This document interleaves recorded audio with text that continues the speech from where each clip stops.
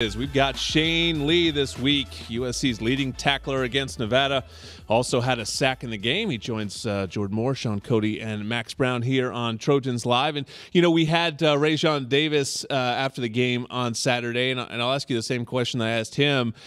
Was it almost relaxing at a certain point in that game, knowing it was kind of just you guys and there wasn't a whole lot else to come in? So you really just knew you had this opportunity. You had all the snaps that you could ever want, and it was just sort of up to you to seize it. Yeah, absolutely. Obviously, you know, Tackett went down with the targeting and whatnot, and it was, like you said, it's just me and Ray. So we practiced a lot together. So, you know, we have a lot of trust and a lot of chemistry together. So really confident, really comfortable with him next to me, and just went out and played ball. That's all. Shane, I was really impressed with, I thought, the message it sent to the team.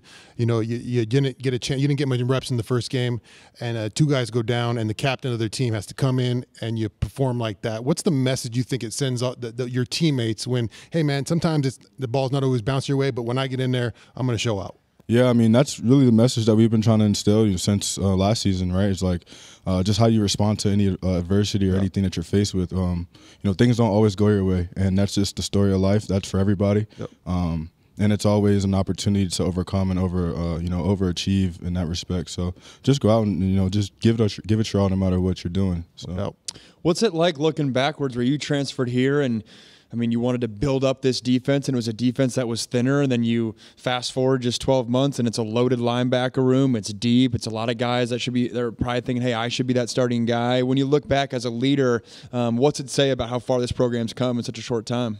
Yeah, I think it's really cool to see that, you know, from the first year to second year, like how much depth, you know, we've gained, especially for me in my room. It's like night and day.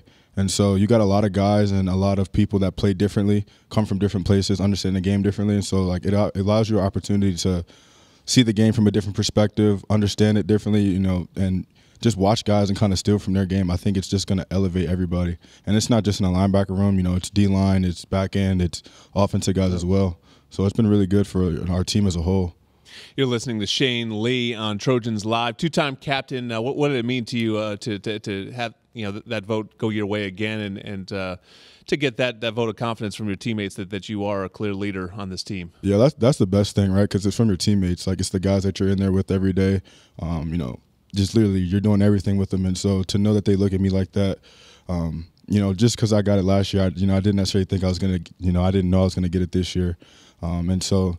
It just kind of reminds me you're doing something right. People are watching you, and so to keep on, you know, doing whatever I'm doing and kind of keep improving on that. Linebackers had some great rushes, man, on Saturday. I was watching you guys rush the quarterback a little bit. You guys like to rub it in the D lineman's face when you guys get a sack. You had that big celebrations. The guns were looking swole. You rub it in the D lineman like, hey, I got a sack. I might rush 3 or 4 times a game. You guys are rushing all game. What's up? Yeah, man, I passed up Jack on that sack, man. He kind of got on me a little bit. He was like, I had him, and, you know, you just blew past me. I'm like, look, man, first come, first serve. So you got to get there. But, you know, it's just competitive. You know, that's the way it should be. When you look at the Pac-12 conference at large, a lot of good quarterbacks top to bottom. Do you guys talk about that defensively in terms of what's in store for this team moving forward? I know it's a week-to-week mindset, but just big picture, how much more difficult it's going to be to play defense this season? Yeah, we definitely gone over it and adjusted as a defense. Like, it's definitely summertime, you know, going out with your, you know, PRPs or whatnot. It's just knowing that you're going to, you know, 7-on-7, there's nobody rushing the quarterback. They're not moving. But, you know, you look at the schedule and there's guys that can get loose. And so that's something that you keep in mind. It's something that when you're practicing, you know, you always focus on, knowing that even in the run game, in the pass game, like, these guys can move. And so you got to always keep that. Offenses used to play with, you know, 10 people essentially, with the quarterback not being mobile, but it's 11-on-11 now. So you got to really, you know, be sound run defense and everything else. So, Shane, from the moment you got here, I heard words that this guy's a monster in the weight room and just such a leader in that space. This year, you know, Coach talked about it a lot. Seems like a lot of guys are following you down that track, that you know, bodies are changing, the team's getting bigger, more physical. What's the culture like in that part of the team right now?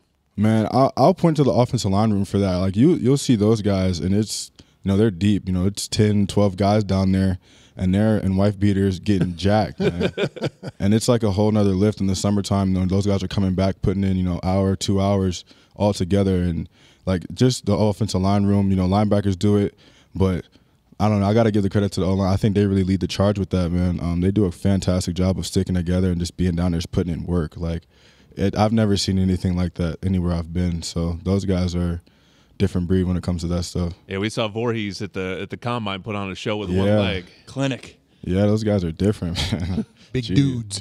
Shane, I stay socially media. I stay pretty active on the social media, and I see you all over the place, man. You got a lot of things cooking, man. Especially, I saw you with Taj. Speaking of Taj Washington cooking, I saw you at the Rex right there, getting a little chef lesson in the back, man. What's that like in the kitchen? Oh, that was awesome, man. It was a super cool experience to get to be at the Rex and cooking these huge 40-ounce tomahawk steaks, and they brought out some Wagyu for us. Were you into it for the cooking or just trying to get that good food?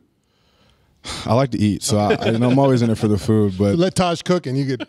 Yeah, I mean, it was cool though. They gave us it was an opportunity to learn. They taught us a lot about sourcing the meats, where they come from, like why is it called whatever it's called, and it was a really cool learning experience. But yeah, the food's great. I can't lie. How do you take your steak?